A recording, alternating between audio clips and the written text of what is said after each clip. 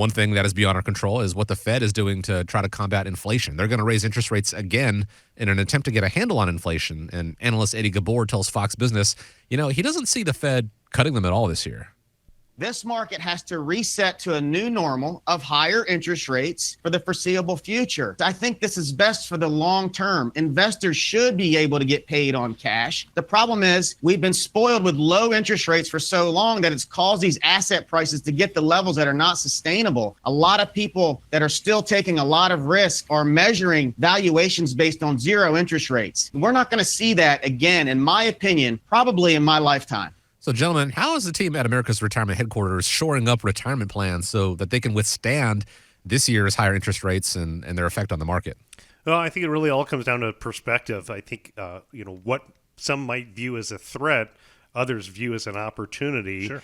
In fact, we're going to be talking about this topic. If you like this topic, and this is one that jumps out at you, our next series of upcoming events, we'll be discussing the 5 threats and opportunities facing retirees.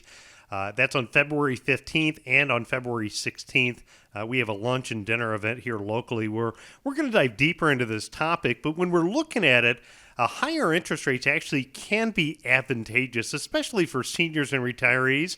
We've been talking for quite some time about how retirees, have been living off such low interest for such a long time. Scott, I know we recently had a conversation about a client who had a large nest egg build up in some traditional savings accounts. And, the question was, should I look to just pay off my mortgage?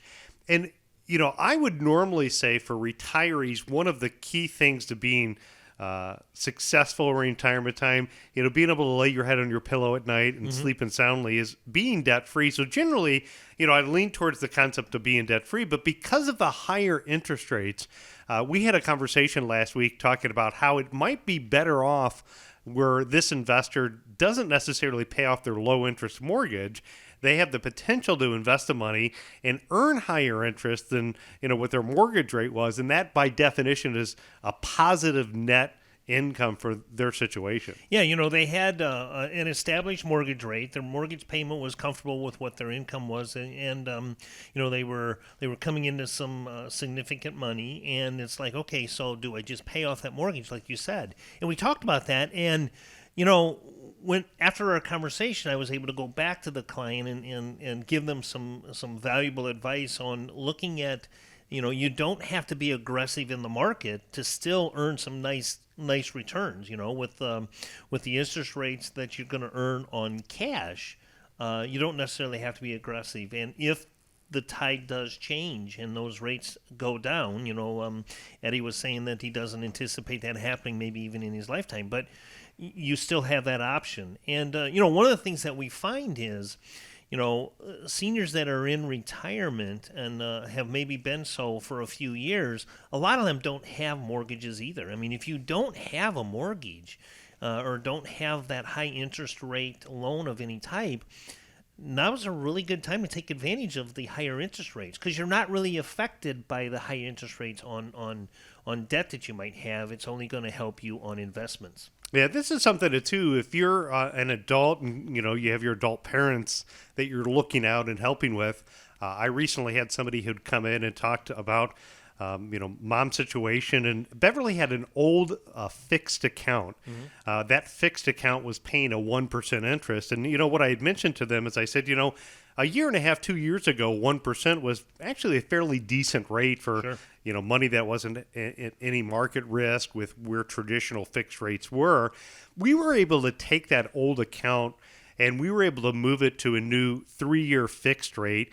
And that fixed rate was nearly 5.5%. So, as the date of this recording, here right at the beginning of February, 2023, that's where rates are at today. Rates have dramatically increased.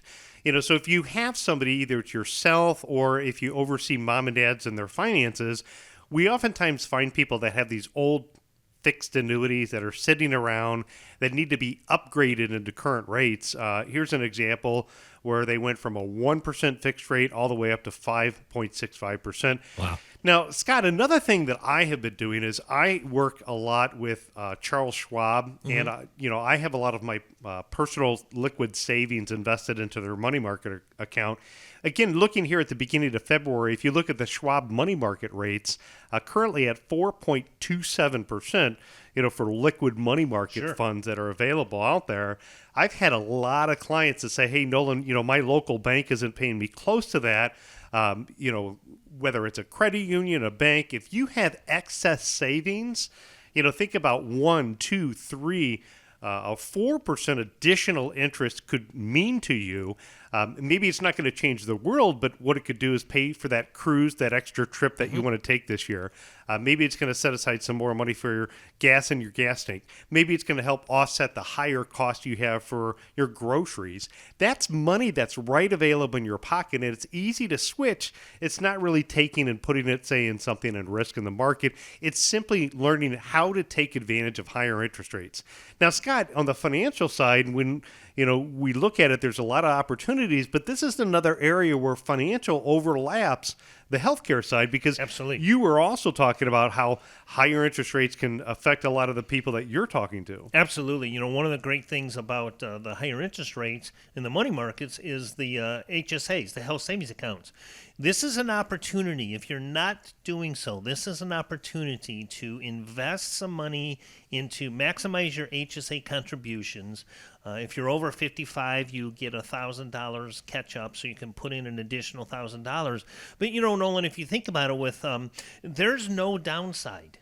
Even if the markets go back to zero, you're not going to lose that money. It's just all of the money that you earn in your money market is going to stay there. You're just not going to earn as much on that money when it goes to zero. So this is an opportunity to invest in your HSA account and to build that balance up for when you do move into Medicare and in retirement. You've got that extra money sitting there to pay some of those out-of-pocket expenses that you're going to incur during the Medicare. Yeah, and one more tip on how to take advantage of higher interest rates is government I-bonds. Government I-bonds are now paying 6.89%.